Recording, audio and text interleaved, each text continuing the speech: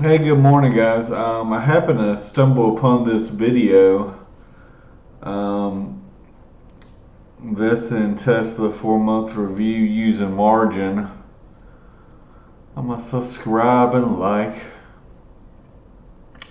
But I think this guy makes a very good point, and I think he has maybe 1,000 Tesla shares, which is maybe $200,000, and then he's using margin, and his thought process was, if this thing is paying 50%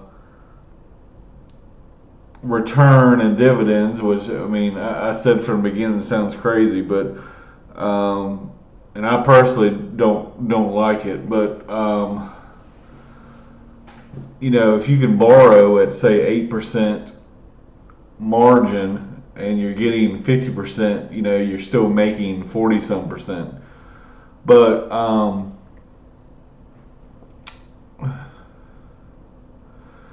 so anyway, this is like the value, and I think this guy had, I think he started out with 600 shares. Now he's got about 1,000 shares, and he's invested some more of his own money as well. This is the price paid, and so the performance has gone down a little bit, but the so this was July and August combined was $600. I guess you can say income. I mean dividend or distribution. September was almost 400, and October was a little over 500. But this is his margin expenses, and remember this is 2 months right here.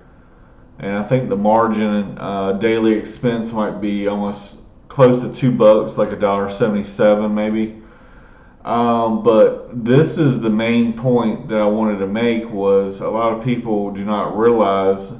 I guess if this was in a Roth IRA, you wouldn't have to worry about taxes. I assume so. I mean, I'm not 100% sure, but again, this is not investment advice. This is just my personal opinion. But this is a lot of taxes. They're taxing this number at 30%.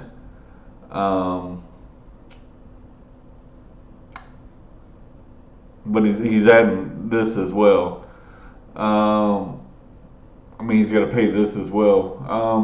And then his goal, I guess, is to reinvest 25% of the income, and so that it's growing. But as you can see, his monthly yield after the taxes is kind of modest. I mean, it's definitely not 50% or 40%. It's 1 or 2%.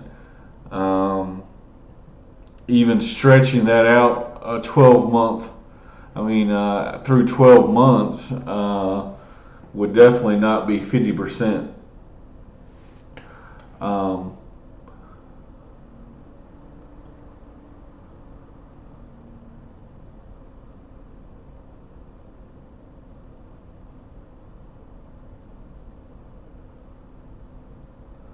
and this is on Robinhood.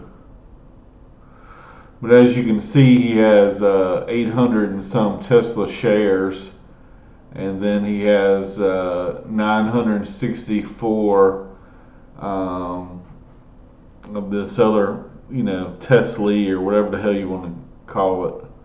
It's kind of funny to me that it says low risk. I wouldn't say that. I'd say this is probably the highest risk you could possibly take.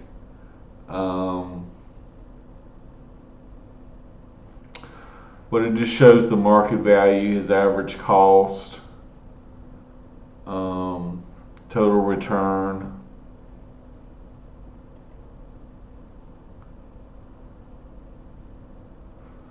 His buying power right now.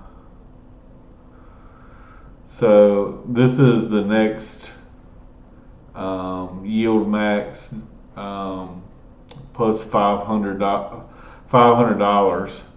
But like I said, you still got to pay taxes on that. And if you were a long-term investor, if you pay taxes, you're paying at a lower tax bracket. But this is taxed at a higher rate. And then I think if you live in I can't remember if it's Maine or one of those northern states up there, they northeastern states, they tax dividends 2% for no reason, 2% tax. Anyway, thanks guys.